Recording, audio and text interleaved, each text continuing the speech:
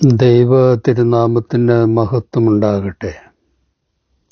Christmas സംഭവത്തിൽ നാം പരിചയപ്പെടുന്ന അനേകം കഥാപാത്രങ്ങളുണ്ട്. അവരെല്ലാവരും തിരുപ്പിറവിയിൽ വളരെ ശ്രദ്ധേയമായ പങ്ക് വഹിച്ചവരാണ്. രക്ഷകനെ ലോകത്തിന് നൽകുവാൻ സമർപ്പിച്ച മേരി മാതാവിന് സഹനങ്ങളിൽ തുണയായി നിന്ന യോസഫ് പിതാവിൻ്റെ പങ്ക് വളരെ സമുന്നതമാണ്. സകല ജനത്തിനും ഉണ്ടാകുവാനുള്ള മഹാസന്തോഷം പ്രഖ്യാപിച്ച സ്വർഗദൂതന്മാർ, അത് കേട്ട് ക്രിസ്തുവിനെ ആരാധിക്കുവാൻ രാത്രിയിൽ ബേത്ലഹേമിൽ എത്തിയ ആട്ടിടയന്മാർ, ദൂരദേശത്തു നിന്ന് നക്ഷത്രത്തെ പിന്തുടർന്ന് അത്ഭുത ശിശുവിനെ ആരാധിക്കുവാൻ യാത്ര ചെയ്ത വിദ്വാൻമാർ, അങ്ങനെ ക്രിസ്തുമസ് സംഭവത്തിലെ തിളങ്ങുന്ന കഥാപാത്രങ്ങൾ അനവധിയാണ്. ദൈവപുത്രന്റെ മനുഷ്യാവതാരത്തെപ്പറ്റി ഉന്നത ദർശനങ്ങൾ നൽകുന്ന ക്രിസ്തുമസ് സംഭവത്തിലെ 3 സ്ത്രീകളെപ്പറ്റി നമുക്ക് അല്പസമയം ചിന്തിക്കാം. അവർ എലിസബത്ത്, മേരി മാതാവ്, പ്രവാചകി ഹന്ന എന്നിവരാണ്.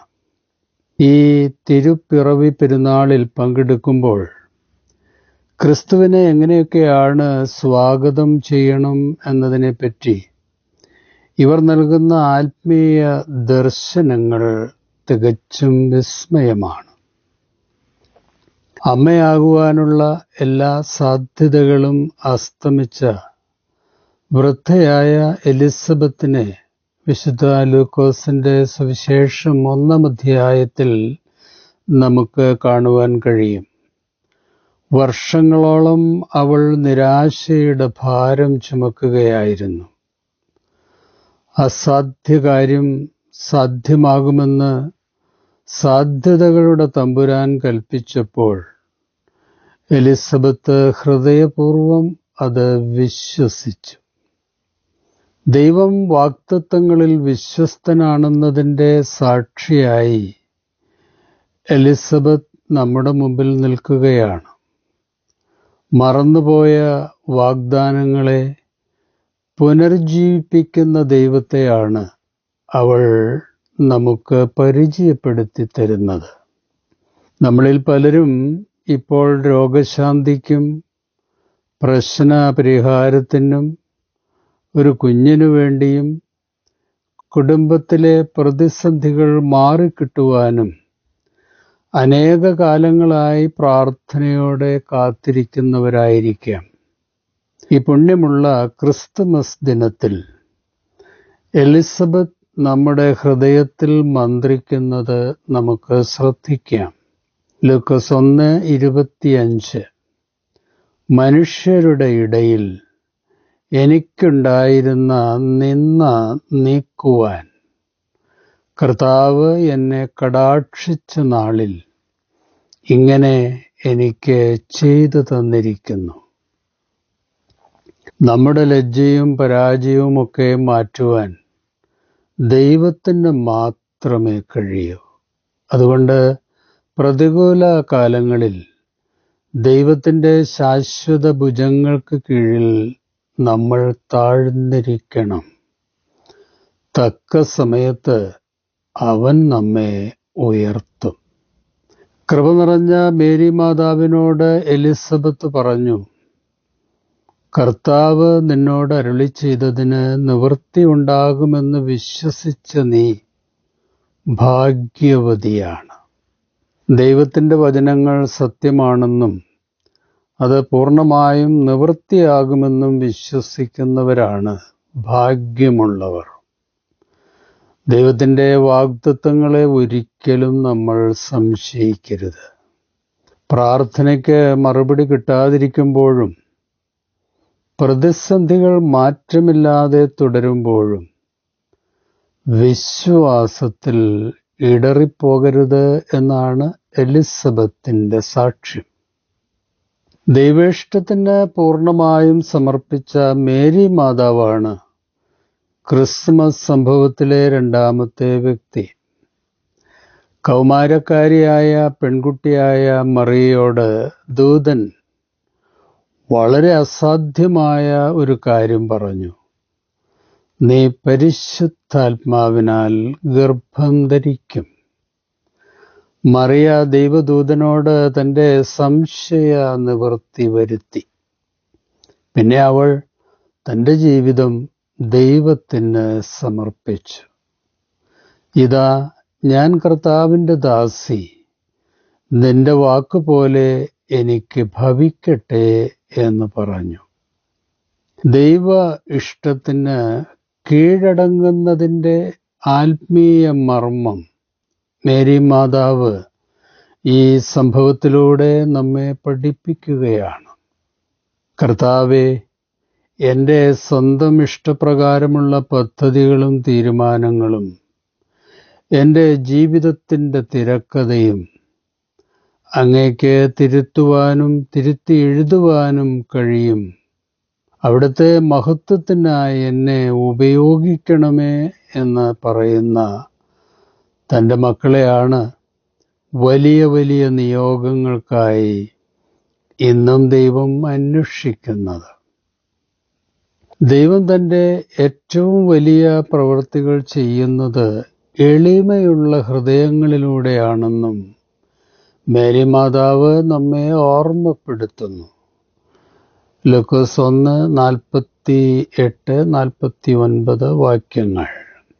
അവൻ തൻ്റെ ദാസിയുടെ താഴ്മ കടാക്ഷിച്ചിരിക്കുന്നു. ഇന്നു മുതൽ എല്ലാ തലമുറകളും എന്നെ ഭാഗ്യവതി എന്ന് വാഴ്ത്തും. ശക്തനായവൻ വലിയ കാര്യങ്ങൾ എനിക്ക് ചെയ്തിരിക്കുന്നു. അവൻ്റെ നാമം പരിശുദ്ധം തന്നെ. താഴ്മയും വിനയവും ദൈവമുമ്പാകെ സ്വീകാര്യമായ സമർപ്പണമാണെന്നാണ് മേരി മാതാവിൻ്റെ വിനയാന്വിതമായ സാക്ഷ്യം. സാധാരണ വ്യക്തികളെ അസാധാരണ നിയോഗങ്ങൾക്കായി ദൈവം തിരഞ്ഞെടുക്കുന്നതിൻ്റെ ഉദാഹരണം കൂടിയാണ് ക്രിസ്മസ്. മറിയ തൻ്റെ ശരീരവും സ്വപ്നങ്ങളുമൊക്കെ ദൈവത്തിന് സമർപ്പിച്ചു. ദൈവം അവൾക്ക് യേശുവിനെ നൽകി. നമ്മുടെ ആത്മശരീര മനസ്സുകളും ജീവിതവും ദൈവത്തിന് പൂർണ്ണമായി സമർപ്പിച്ചാൽ അവൻ നമ്മിലൂടെ തൻ്റെ വലിയ വലിയ നിയോഗങ്ങൾ സാധ്യമാക്കും. ആശേർ ഗോത്രത്തിൽ ഫനുവേലിൻ്റെ മകളായ ഹന്ന എന്ന പ്രവാചകയാണ് മൂന്നാമത്തെ ശ്രേഷ്ഠ വനിത. അവൾ കന്യാകാലത്തിൽ ഭർത്താവിനോട് കൂടെ 7 സംവത്സരം കഴിച്ചു. 84 സംവത്സരം വിധവയും വളരെ വയസ്സ് ചെന്നവളുമായി ദേവാലയം വിട്ടുപിരിയാതെ ഉപവാസത്തോടും പ്രാർത്ഥനയോടും കൂടെ രാവും പകലും ആരാധന ചെയ്തു പോന്നവളാണ്. അവൾ ദശാബ്ദങ്ങളോളം മിശിഹായെ കാത്തിരുന്നു. ഒടുവിൽ കുഞ്ഞായ യേശുവിനെ കണ്ടപ്പോൾ അവൾ മൗനമായിരുന്നില്ല. അവൾ പോയി എല്ലാവരോടും പറഞ്ഞു, ഇതാ വീണ്ടെടുപ്പുകാരൻ വന്നിരിക്കുന്നു. The Redeemer has come. ഹൃദയം തകർന്നവരെ സുഖപ്പെടുത്തുവാനും വീണുപോയവരെ ഉയർത്തുവാനും പാപികളെ രക്ഷിക്കുവാനും വന്ന രക്ഷകന്റെ തിരുജനനം സെലിബ്രേറ്റ് ചെയ്യുവാൻ മാത്രമുള്ളതല്ല. ഈ വിസ്മയ സത്യം ഇതുവരെ കേൾക്കാത്തവരെയും കേട്ടിട്ട് തിരിച്ചറിയാത്തവരെയും അറിയിക്കുവാൻ കൂടിയുള്ളതാണ്. ഈ വലിയ സത്യം ആദരണീയ പ്രവാചകി നമ്മെ ഓർമ്മപ്പെടുത്തുന്നു. ലോകത്തിലെ 342 കോടി ജനങ്ങൾ ഇനിയും ക്രിസ്തുവിനെക്കുറിച്ച് അറിഞ്ഞിട്ടില്ല. ഇത് ലോക ജനതയുടെ 42% മനുഷ്യചരിത്രത്തിലെ 85% ആളുകൾ ക്രിസ്തുവിനെയും നിത്യരക്ഷയെയും കുറിച്ച് കേൾക്കാതെ ജീവിച്ചു മരിച്ചു എന്നാണ് ചില മനുഷ്യചരിത്ര ഗവേഷകരുടെ നിരീക്ഷണം. ഏറ്റവും കുറവ് സുവിശേഷീകരണം നടന്നിട്ടുള്ള രാജ്യങ്ങൾ China, India, Japan, Algeria, Saudi Arabia, Afghanistan എന്നിവയാണ്. ഇനിയും ബൈബിൾ പരിഭാഷ ചെയ്യാത്ത 3000 ഭാഷകൾ ലോകത്തിൽ ഉണ്ട്. ആ ഭാഷകൾ സംസാരിക്കുന്നവർക്ക് ക്രിസ്തു ഇന്നും അപരിചിതനാണ്. പാപാന്തകാര ലോകത്ത് ജീവിക്കുന്ന നമ്മൾ ഹന്ന പ്രവാചകിയുടെ ആത്മീയ സമീപനം സ്വീകരിക്കണം. അതെന്തൊക്കെയാണ്? വിശ്വസ്തയോടെ കർത്താവിനെ ആരാധിക്കണം, ക്ഷമയോടെ കർത്താവിനായി കാത്തിരിക്കണം, ധൈര്യത്തോടെ ക്രിസ്തുവിൻ്റെ സാക്ഷികളായി ലോകത്തോട് സുവിശേഷം അറിയിക്കണം. അപ്പോഴാണ് ക്രിസ്തുമസ് ആചരണം സമ്പൂർണമാകുന്നത്. 2025 നമ്മുടെ കർത്താവിൻ്റെ ജനന പെരുന്നാൾ ആഘോഷിക്കുമ്പോൾ എലിസബത്ത് നമ്മെ പ്രത്യാശയിലേക്ക് ക്ഷണിക്കുകയാണ്. മേരി മാതാവ് നമ്മെ പൂർണ്ണ സമർപ്പണത്തിന് ക്ഷണിക്കുകയാണ്. ഹന്ന പ്രവാചകി നമ്മെ ക്രിസ്തുവിൻ്റെ സാക്ഷികളാകുവാൻ ക്ഷണിക്കുകയാണ്. 3 സ്ത്രീകൾ, 3 പ്രതികരണങ്ങൾ, ഒരു രക്ഷകൻ. ഹൃദയവാതിലിൽ മുട്ടുമ്പോൾ തുറക്കുന്നവരുടെ ഹൃദയങ്ങളിൽ ഇന്നും ക്രിസ്തു ജനിക്കുന്നു. രക്ഷകനെ സ്വീകരിക്കുവാൻ നമ്മുടെ ഹൃദയ അൾത്താര ഈ കാത്തിരിപ്പിൻ്റെ ദിനങ്ങളിൽ നമുക്ക് സജ്ജീകരിക്കാം. വിശുദ്ധിയെ തികച്ച് കർത്താവിൻ്റെ വീണ്ടും വരവിനായി നമുക്ക് കാത്തിരിക്കാം. കർത്താവായ യേശുവേ, എലിസബത്തിൻ്റെയും മേരി മാതാവിൻ്റെയും ഹന്നയുടെയും ശ്രേഷ്ഠമായ മാതൃകകൾക്ക് നന്ദി. എലിസബത്തിൻ്റെ വിശ്വാസവും മേരി മാതാവിൻ്റെ സമർപ്പണവും ഹന്നയുടെ ഭക്തിയും ഞങ്ങൾക്ക് പുതിയ ദർശനവും മാതൃകയുമാകണമേ.